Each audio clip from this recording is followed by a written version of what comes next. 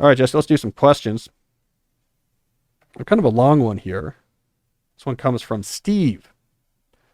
Steve says, in the 90s, I had a plan to get my PhD in exercise physiology to teach and dive deep into human performance testing research.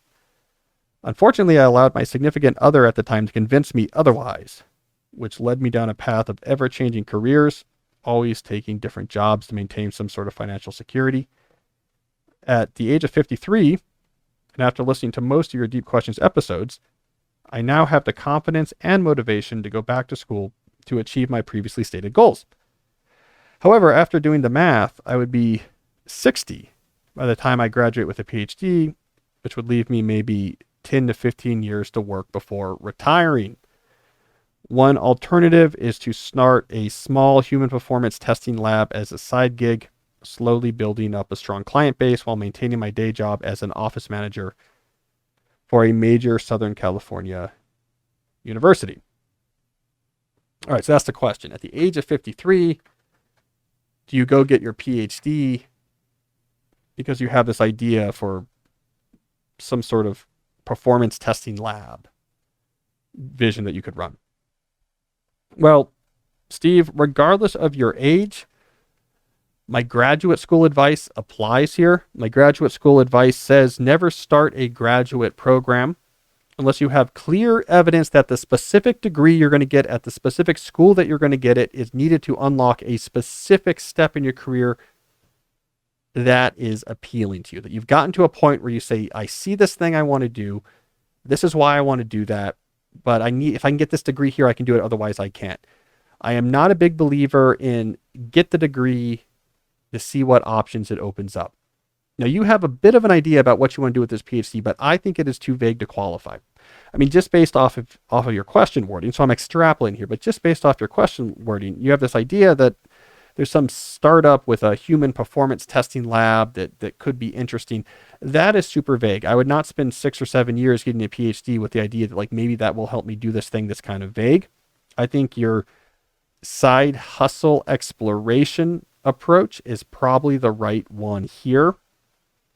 So keeping your good job, starting to explore what would this mean? What do you even mean by human performance testing lab? What are the real opportunities here? What are the real demands here? And there's two things you'd want to capture from this experimentation on your side. One, using money as a neutral indicator of value. Can you actually get clients? Can you actually get people to give you money for something along these lines? That's a great indicator about whether or not the idea has value or not. Everyone will tell you your idea is good, but they will only give you money if it actually is. Two, it allows you to actually explore the contours of this new territory. That what exactly do you mean by human performance testing lab? You probably aren't quite sure. What is the market opportunity here? Is it consulting? Is it content? Is it working with other companies? You need to figure that all out before you go get a degree for 7 years. I want you to be at the point where you say, we're rocking and rolling and I'm being held back, just being held back by not having this degree. I could just see if I had it, I could do this. I'm so close, but I can't do this because I don't know how to do this. I want you to be at that point before you pull the trigger on any sort of higher education. So start exploring, Steve, and don't get that PhD until you have to have it. What would be, outside of your own, what would be a good example of that, getting a PhD?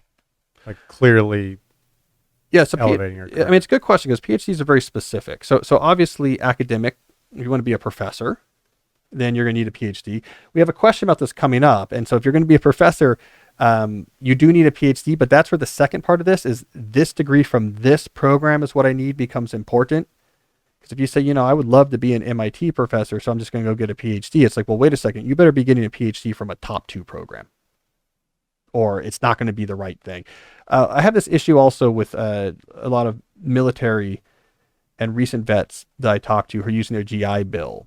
And I think there's a lot of predatory online degrees where they come in like, hey, get your online MBA and we'll suck out your GI Bill benefits for it.